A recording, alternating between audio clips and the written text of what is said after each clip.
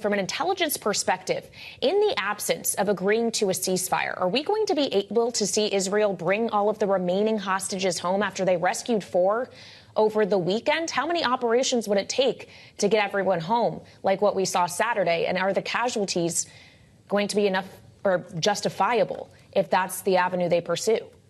I just don't see them being able to get all the hostages out. I think that we need a ceasefire and hostages deal immediately. I'm very glad that the Security Council voted to basically put in place this 3-part ceasefire plan, where the first phase is the release of hostages and a 6-week ceasefire, along with 600 trucks a day of humanitarian aid. The second phase being continuation of negotiations toward a permanent ceasefire. And then the third phase is reconstruction and governance of Gaza. That's what we should be headed toward, and we need that now more than ever. Why should we think, Congressman, and maybe you don't, that the UN Security Council vote today will make a difference, as the Biden administration has been largely ignored when it comes to advice for Benjamin Netanyahu recently? Well, I think that the actual plan is an Israeli plan.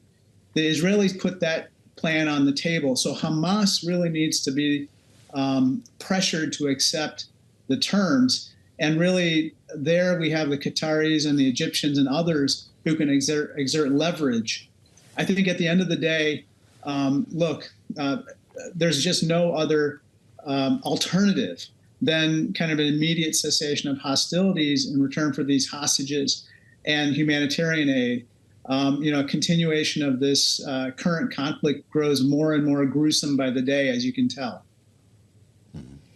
And it does indeed, and it's great to get your perspective, Congressman, as a member of the Intelligence Committee. But of course, you are also ranking member of the China Select Committee. So separately, I'd like to ask you about the visit we just saw from NVIDIA CEO Jensen Huang to Taiwan, referring at one point to Taiwan as a country, as not just someone who is from there, but also someone who is leading a company in a critical sector that the U.S. is actively trying to make sure China cannot be as competitive in. How concerned are you about the relationship that these companies and the people who lead them have to navigate when it comes to Taiwan, which is obviously a hotbed for the semi-industry, and China? I'm not concerned. Obviously, Jensen is a favorite son of Taiwan, hailing from there. And so he has a certain pride in Taiwan, which is understandable. And Taiwan is a vibrant democracy, as you know. I think at this point, I'm very glad that the current president, William Lai, like his predecessor, Tsai Ing-wen, has adopted a status quo policy. That is, let's not rock the boat. Let's not take provocative actions on either side of the Taiwan Strait to basically send tensions into the stratosphere. And let's instead focus on ways to stabilize the situation and bring more regional stability as well. Well, it's interesting. Kailey mentions Jensen Huang, and he was treated like a hero coming home in a massive stadium wearing the leather jacket and the whole bit, but he wasn't the only one there. Lisa Su is there. We saw the leaders of Qualcomm, Intel, all the big chip makers there at that Computex confab in Taipei. An important moment, Congressman, as we consider the idea of reshoring this industry. At the end of this Congress, should Computex be here in the United States?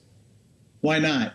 I think that, Jensen Huang and Lisa Su and all that amazing talent shows that we can bring this technology back home to the United States, and that, it makes all the sense in the world for TSMC, the large Taiwanese semiconductor maker, to utilize the Chips and Science Act successfully to invest here in the United States.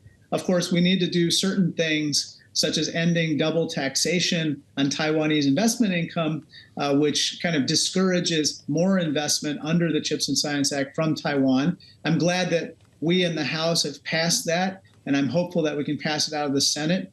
But the good news is that the Chips and Science Act and President Biden, under his leadership, has provided an excellent vehicle for attracting tremendous amounts of investment in the semiconductor arena to the United States.